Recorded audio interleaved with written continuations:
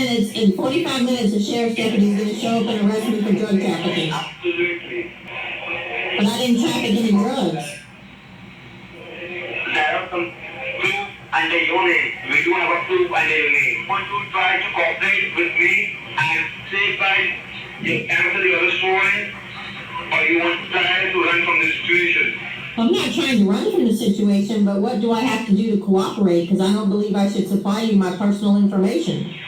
Listen, I'm not asking you any personal information. The phone has been transferred to the senior investigation officer. My name is Officer Jason Brown. How are you doing today? I'm good. How are you? Thank you very much for your concern. Now, you are speaking to one of my junior officers regarding the case, correct? That's correct. And you told my officer that you want to speak to a senior officer, correct? That's correct. Okay, now go ahead and let me know how many bank accounts are originally owned by you. Which has nothing to do with the illegal activities. Well, if it has nothing to do with illegal activities, why do I have to give you and tell you how many bank accounts I have? See, if you do not tell me how many bank accounts you have, we'll go ahead and suspend all the bank accounts which are connected to your social security. So don't blame us if you lose any money. They're trying to help you out over here, okay? Well, I just don't understand what I'm giving you. I would like to know what the allegations are against me and what you're going to take out a warrant for. Right now, there are 2 criminal charges against you. Number 1, drug trafficking. And number 2, money laundering. Okay? Well, that's better than the 25 the first guy told me were out against me.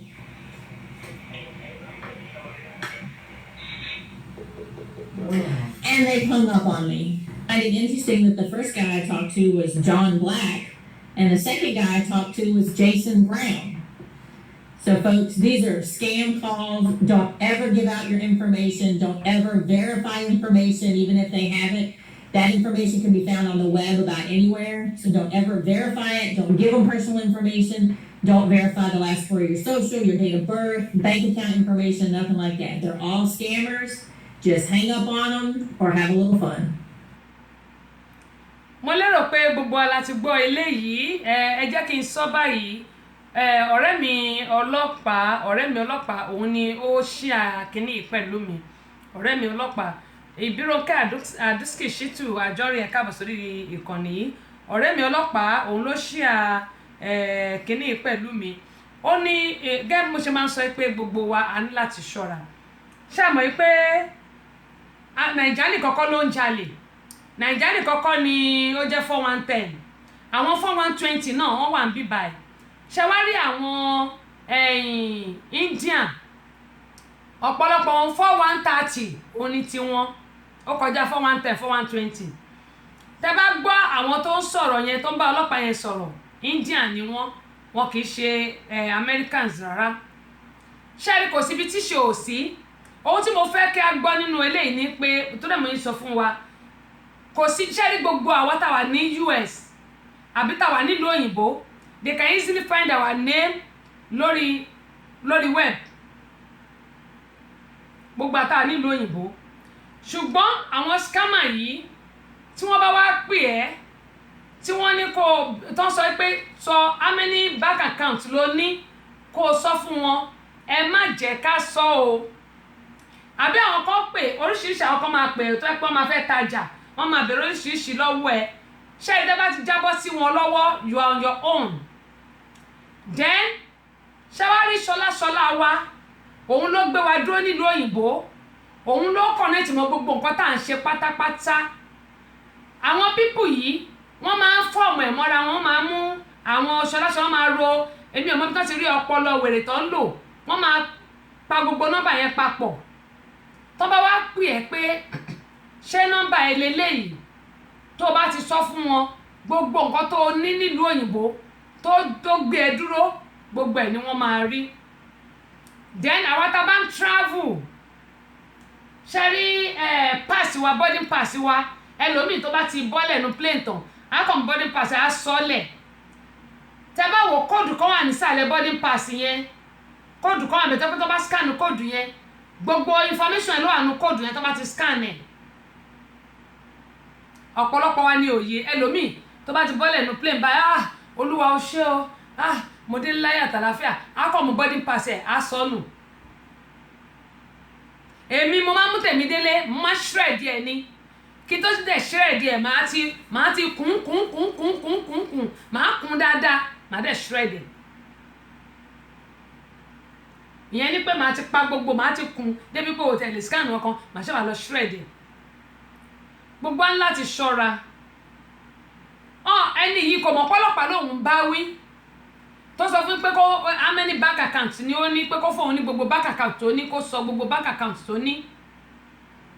ìyẹn ní wáyé ó ní ó ń deal pẹ̀lú drug trafficking woman trafficking ọlọ́pàá dẹ̀ ni kò dẹ̀ mọ̀ pọ́lọ́pàá lòun bá sọ̀rọ̀ so gbogbo wa mo bẹ̀ wá torí Ọlọ́run a ní láti ṣọ́ra pàápàá jùlọ àwa táwa nílùú òyìnbó tó jẹ́ pé iṣẹ́ ọwọ́ wa òògùn wa là ń jẹ tí a lọ́nà míì tí a kì í ṣe yahoo tàbí Nàìjíríà yahoo wa tí a kì í wọ́ke ẹ̀jẹ̀ sọ́ba yẹn tá a kì í wọ́ke tó jẹ́ pé iṣẹ́ tá a bá ṣe òun là ń jẹ lágbára Ọlọ́run à ní bọ́ sọ́wọ́ o wọ́n dẹ̀ tún máa ń ṣe kíní kan lórí website lórí email ọ̀pọ̀lọpọ̀ ló máa ń send email sí wọ́n ní kò confirm then ẹ jẹ́ kí n fi eléyìí wọ̀nyí tẹ́ bá rí eléyìí ẹ̀yin tẹ́ ń lo West Fargo gbogbo àwa tá ń lo West Fargo tí wọ́n bá send eléyìí sí yín ẹ jẹ́ kí n kà wọ́n ní ẹ jẹ́ kí n fi wọ̀n wá bó lè ṣe máa rí dáadáa o mi mọ̀ bóyá ẹ lè rí kà màá kà fún yín but kí ni West Fargo ni ṣùgbọ́n kò ń ṣe wọ́n gbé logo wọn sí wọ́n sọ pé ẹ máa wọlé yìí wọ́n ní case ID wọ́n á fi case ID sí tó máa ti fi case ID sí because I actually called West Fargo on this and I show it to them. I went to their branch and I went to see their kò ṣe manager wọ́n pè ní ṣe administrator wọn àbí kí wọ́n pè so I actually went in there to see them to show them this òun ló jẹ́ kí n lè sọ lórí ètò so wọ́n ní case ID wọ́n wá ní from West Fargo wọ́n wá kọ orúkọ ẹ sí wọ́n wá ní ẹ máa gbọ́ wọ́n wá ní dear value customer West Fargo dẹ̀ ní sọ fún pé dear value customer because they actually know each everyone name if they want to mail you they will put your name wọ́n wá ní we recently have determined that different computers have tagged onto your account and the multiple password failures were present before the login. So, we now need you to reconfirm your account information to us. So, if this is not completed by September 17, we will be forced to suspend your account immediately, as it is may have been used for fraudulent purpose. Remember, to confirm your record, click here. I'm telling you guys, it's not from West Fargo. Even though they put their logo there, but it's not from West Fargo. Gbogbo àtàbà ń lo West Fargo. Ó ní mò ń sọ fún báyìí. I actually went there to confirm to make sure is it from them, but kò ń ṣe West Fargo. This is another way that people use to get into your account and get your information. Mo bẹ̀ wá torí Ọlọ́run, anything tá bá máa ṣe tí ò bá yé wa, ẹ jẹ́ ká gba ibi tá à ń kówó sí lọ. Lóòótọ́ àwọn kan ní kò kú sówó ń bẹ̀. Then ìkọ́ tún wà jẹ́ pé wọ́n máa send àwọn email kan sí àwọn èèyàn.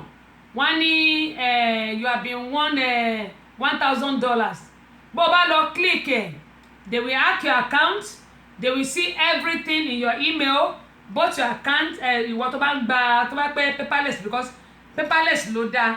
because àwọn paper yẹn náà ó máa ń sọnù tó yẹ pé àwọn èèyàn wọ́n kàn lè àwọn carrier wọ́n lè lọ fi sí wrong address tó yẹ pé àwọn ẹlòmíì kan máa ṣí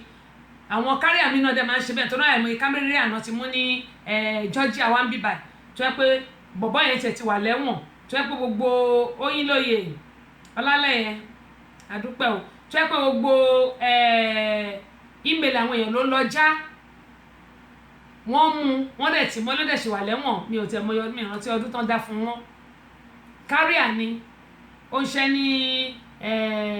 iléeṣẹ́ àwọn tó máa ń gbéwèé káàkiri ẹ má jẹ́ ń sọ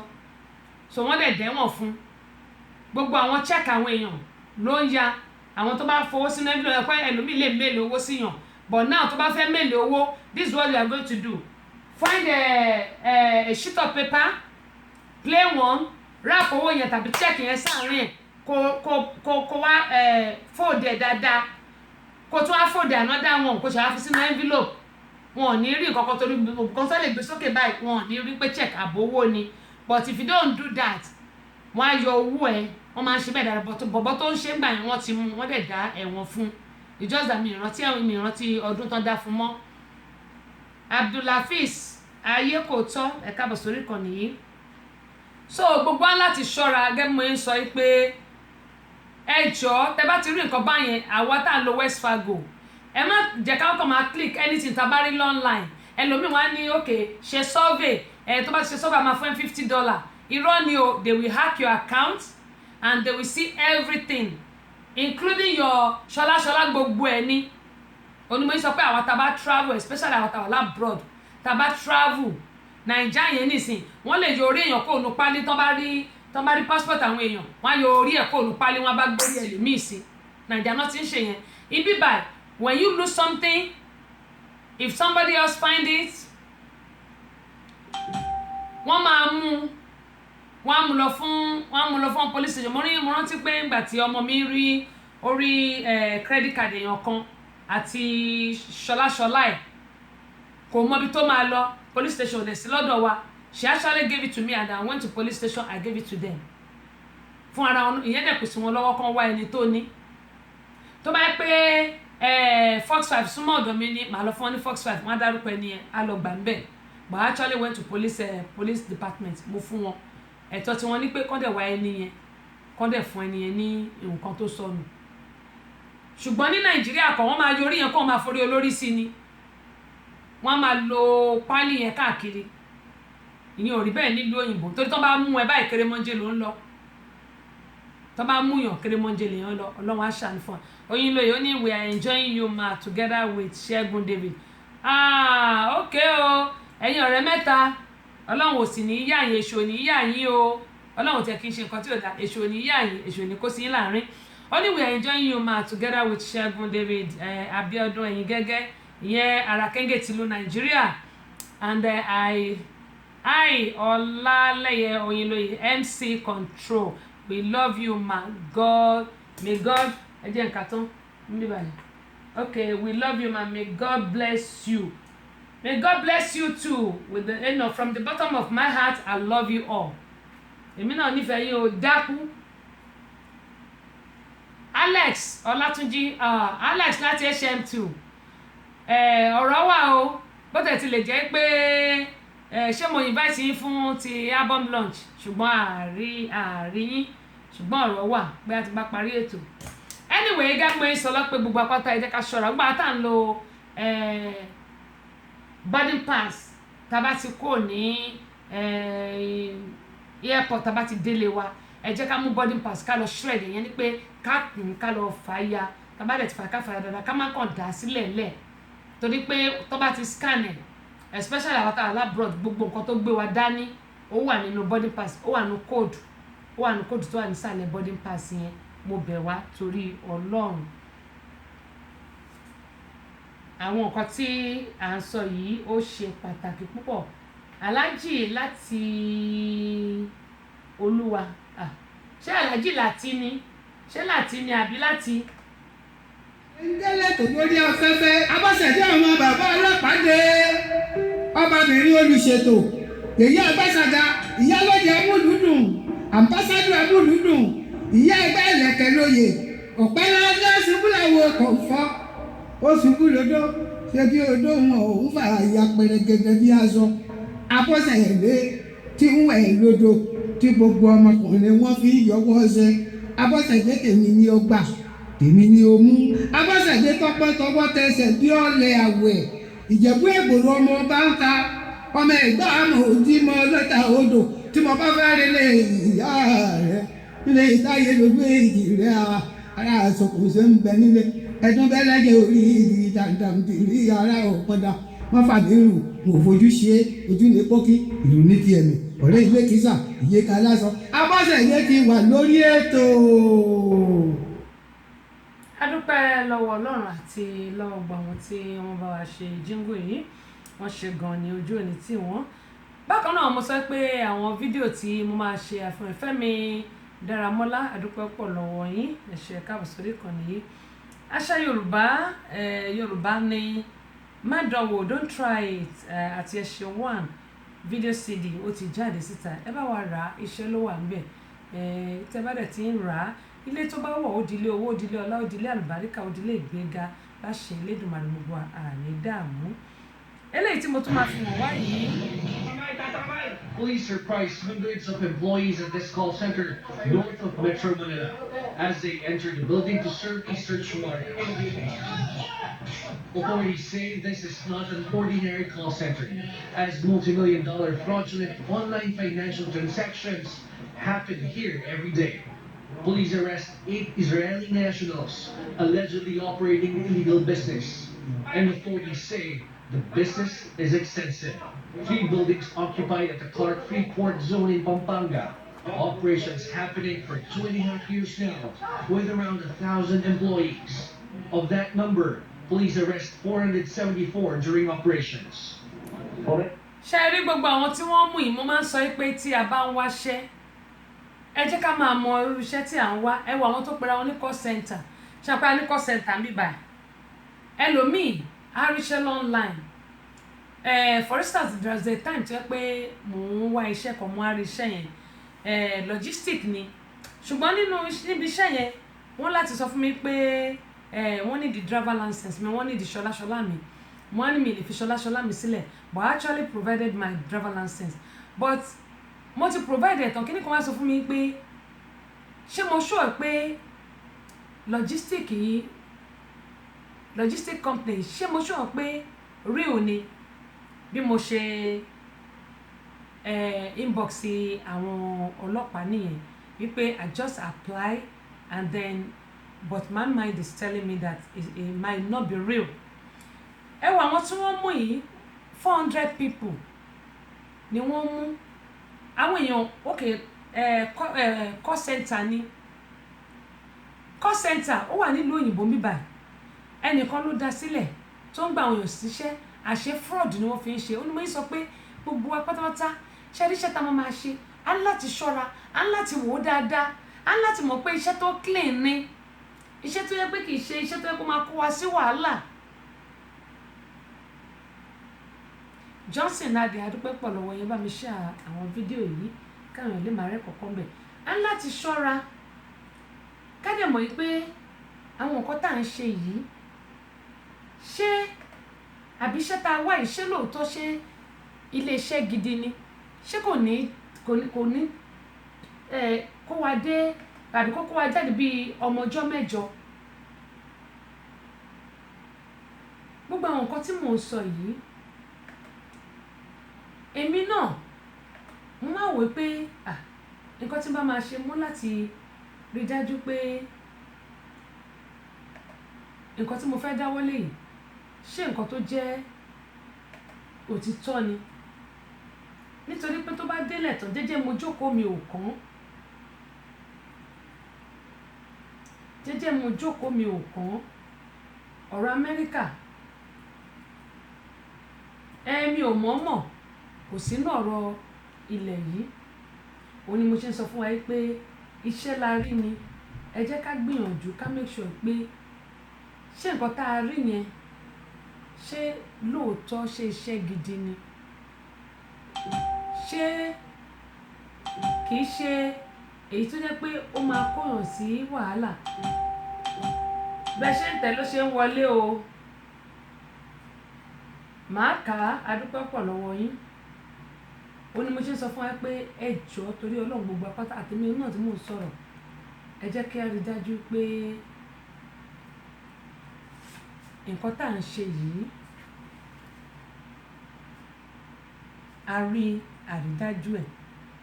kó tó di pé à ń ṣe bákan náà nínú tabadé abala ìlera lọ́rọ̀ a máa sọ àwọn nǹkan tó tún ṣẹlẹ̀ tó jẹ́ pé yóò ràn wá lọ́wọ́ ṣùgbọ́n ẹ jẹ́ ká gbọ́ eléyìí. Àkọlé ìmọ̀ràn tòní ni ọ̀làjú dáyé gbogbo Yorùbá ọmọlẹ̀ káàárọ̀ òjíire ló gbàgbé àṣà àti ìṣe ilẹ̀ wọn. Yorùbá ló ní ká kúnlẹ̀ kíni ká dọ̀bálẹ̀ fáwọn òbí wa méjèèjì tí ń gbé nínú ilé ká fi wà pẹ̀lẹ́ ṣàpọ́nlé ará àdúgbò àtàrà ilé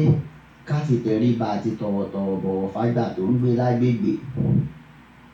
Ìmúra wa wuyì púpọ̀ láwùjọ. Yorùbá ló ní ìtìjú wọ́n níwà Ọlọ́run ọba mi tó fẹ́ wá jíǹkí wọn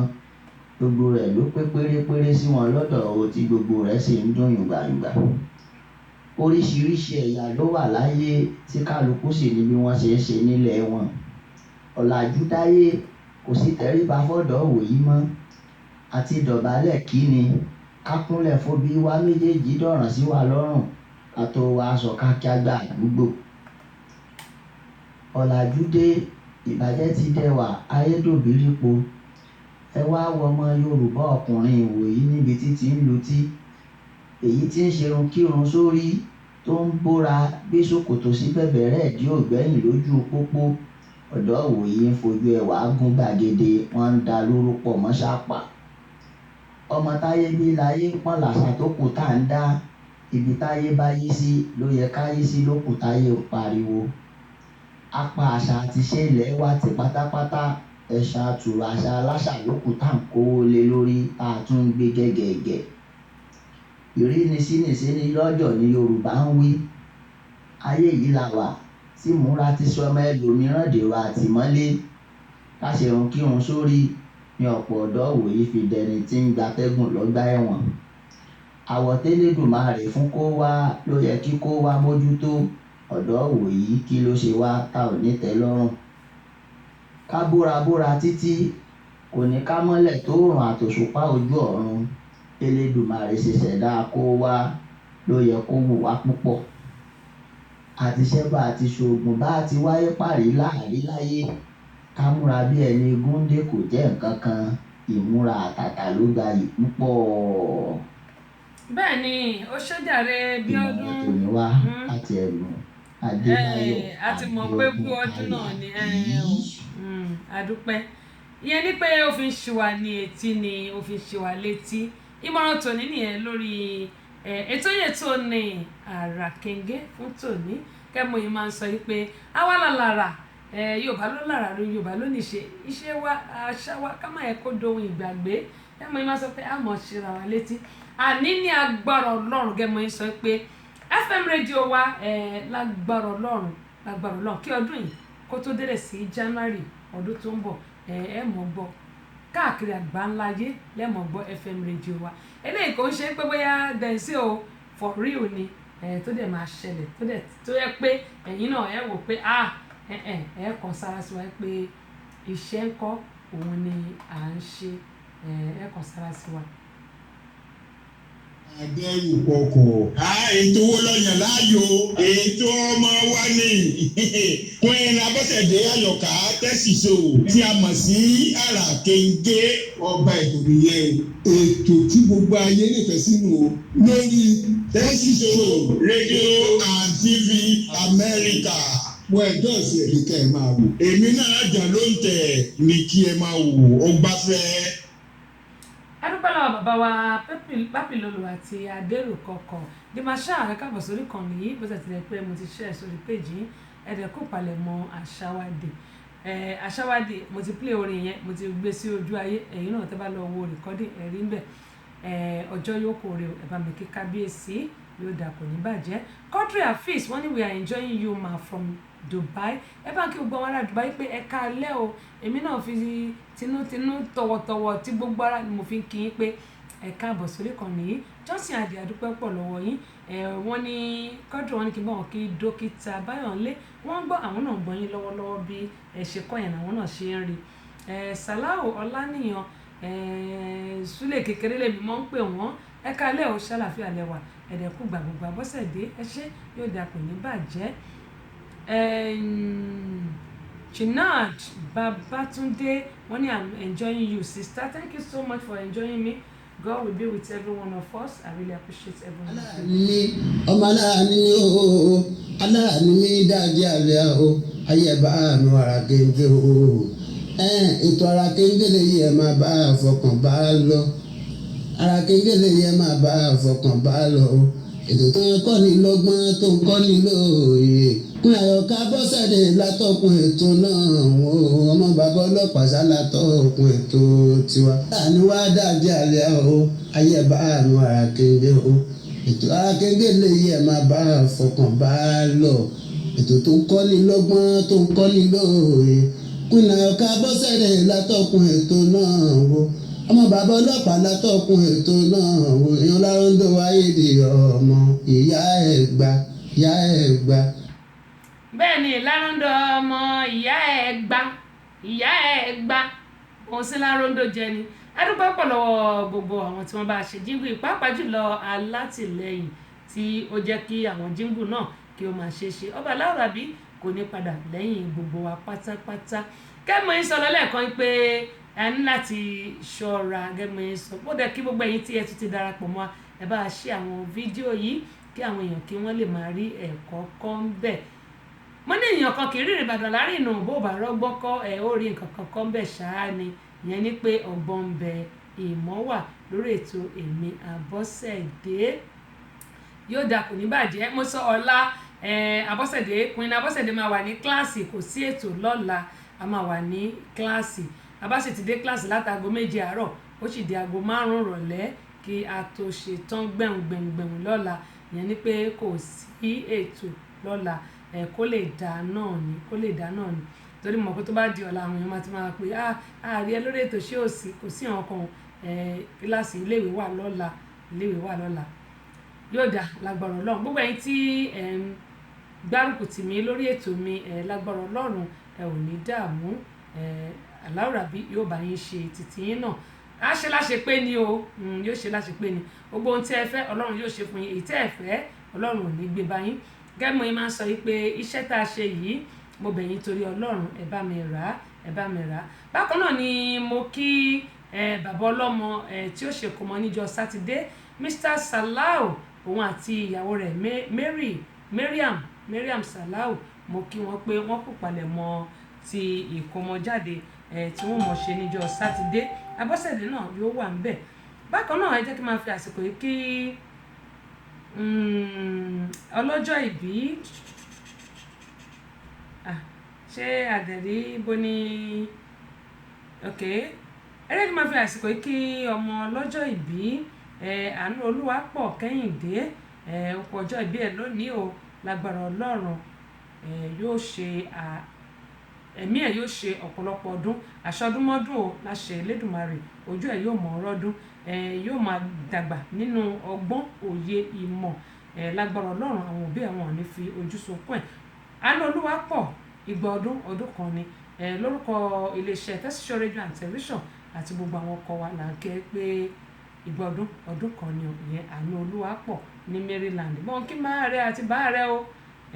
wọ́n ṣe ọ̀pọ̀lọpọ̀ ọdún láyé láṣẹ ti Elédùmarè. ètò mi ò láòdù èwo ni ò láòdù ń bẹ̀ wọ́n ní ètò mi ò láòdù àbí ẹ̀yin lẹ yí kíní lọlẹ̀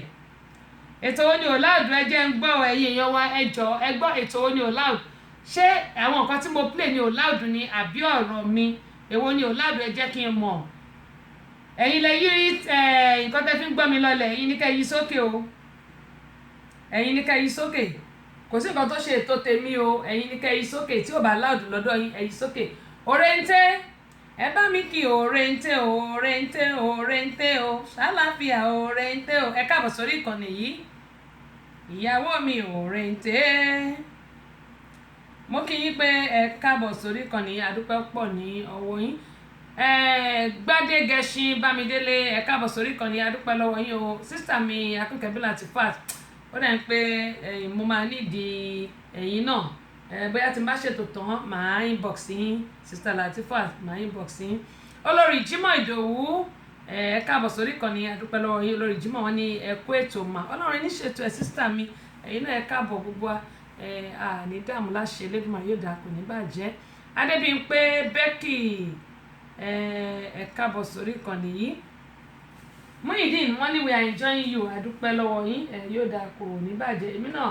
náà enjoying yín o èmi náà enjoying yín. Jinad Babatunde wọ́n ní I'm enjoying you sister. Èmi náà enjoy gbogbo yín lèmi náà enjoy gbogbo yín lèmi náà enjoy. Ó dáa kẹ́ bóyá ṣe sọ̀rọ̀ lẹ́ẹ̀kan mo ti bá wa sọ̀rọ̀ nípa ti ipe kí a ṣọ́ra lórí ayélujára. Bákan náà àtẹnujẹ ojú kòkòrò ọ̀kánjúà kí a ṣọ́ra. Bákan náà ni mo tún sọ̀rọ̀ nípa tí a bá gbàgbé tó bá wojú agbẹ̀yàgò mẹ́rin ti kọjá lọ́dọ̀ wa ń bí. A tún sọ̀rọ̀ nípa ti àwọn tó jẹ́ pé scammer ọlọ́pàá ọ̀rẹ́ mi ló fi eléyìí ṣọwọ́ sí mi gẹ́gẹ́ mo sọ òun ni mo ṣe ní pé kí n sọ síta kí a lè rẹ́kọ̀ọ́kọ́ nínú ẹ̀ gbogbo apátá àti èmi gan tí mò ń sọ̀rọ̀ èmi náà rẹ́kọ̀ọ́kọ́ mẹ́ kí a ṣọ́ra wa gbogbo Ọlọ́run á ṣàánú fún wa Ọlọ́run á dẹ̀ máa fi ìṣọ́ ẹ̀ yóò mọ̀ fi ṣọ́ gbogbo wa. Ẹ má gbàgbé wípé tó bá di níjọ́ Tuesday ẹ máa pàdé wa lórí ètò ní Tèmítọ́pẹ́ ní Amúlùdún FM 99.1 ètò wà ní Mọ́níyà nílùú Ìbàdàn lórí ti Tèmítọ́pẹ́. Ṣé ẹ jẹ́ kí n fún wa ní nǹkan tó kọ́ tó di pé a máa lọ sórí abala ìlera lọ́rọ̀ fún tòní. Mo ti sọ̀rọ̀ Alhaja Ganiat àti àwọn tó wà lórí ayélujára tó jẹ́ pé 4110 ni wọ́n 4130 mo ní ẹ jẹ́ ká ṣọ́ra. Bákan náà ṣe rí ẹ̀rọ ìbánisọ̀rọ̀ ẹ jẹ́ kí n sọ eléyìí ó wà very very important sí gbogbo wa. Joshua Ọláwọyí láti Russia Ọláṣẹ́yìndé ẹ̀ka alẹ́ o gbogbo àwọn ará Russia ńkọ́ ẹ má rọ́ọ̀ṣì ẹ o nítorí pé mi náà ò rọ́ọ̀ṣì ẹ rárá. Ẹ̀gbọ́n mi báwo ni iṣẹ́ wa ẹ kú ṣé òní iṣẹ́ wa ò ní dìṣẹ́ láṣẹ Elédùmarè. Àbáyọ̀mí Joseph Williams ẹ káàbọ̀ sórí ìkànnì. Adémọ́lá Oyèwọlé mo kí yín o ẹ káàbọ̀ sórí ìkànnì yìí. Gbogbo apáta including èmi àtèmi náà o eléyìí gbogbo ló ń bá wí o. Ẹ jẹ́ ká ṣọ́ra lórí ẹ̀rọ ìbánisọ̀rọ̀ àwọn ẹ̀rọ ìbánisọ̀rọ̀ wa messenger ṣẹ́rí messenger ní kọ́kọ́ wọ́n monitor àwọn ṣẹ́rí àwọn app kan wà lórí àwọn fóònù wa. Ẹ jẹ́ kí n sọ báyìí àwọn app kan wà lórí àwọn fóònù wa ṣé mọ̀ pé a ní free apps tó jẹ́ pé a lè download ọ̀pọ̀lọpọ̀ wa tá à ń download